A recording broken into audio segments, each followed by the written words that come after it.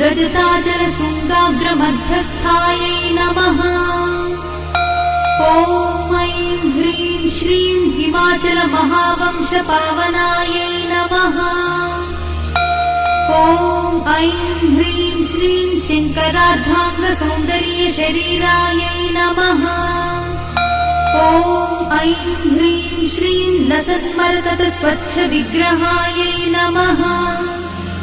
ॐ ऐं ह्रीं श्रीं महातिशयसौन्दर्यलावण्यायै नमः।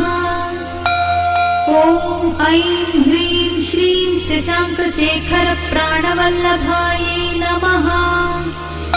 ॐ ऐं ह्रीं श्रीं सदा पञ्चदशात्मैक्यस्वरूपायै नमः। ॐ ऐं ह्रीं श्रीं वज्रमाणिक्यकटककिरीटायै नमः।